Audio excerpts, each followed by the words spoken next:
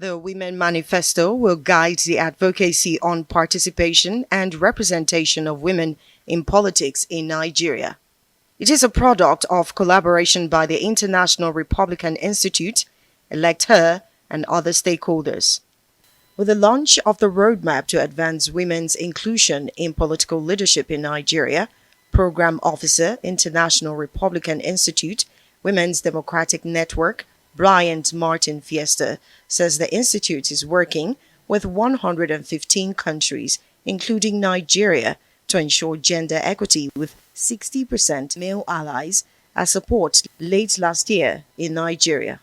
We convened male allies, men from every single state, late last year, and we saw that 60% of our participants demonstrated an increase in agreement that there should be a quota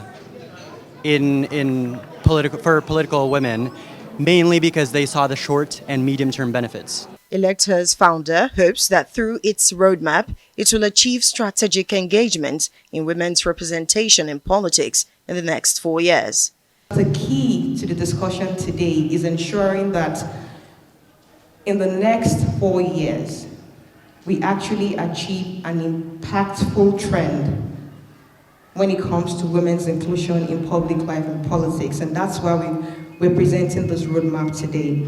Resident Program Director, International Republican Institute in Nigeria, Santiago Stoker, reemphasizes the need to involve women in politics. In the course of this work, it has become crystal clear that consolidating democracy requires the full participation of both men and women. And that's why the Women's Democracy Network and IRI are working to improve women's civic and political participation around the world and here in Nigeria. For Minister, Women Affairs Pauline Tallen, the roadmap will help in achieving the 35% affirmation as enshrined in the national gender policy. While we are looking at how to launch this roadmap to advance gender equity in political participation in Nigeria, we're hoping that come this election, Nigeria will produce a first female governor in northern Nigeria.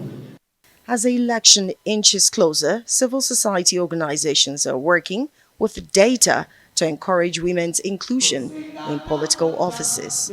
Olije Wapera, Arise News.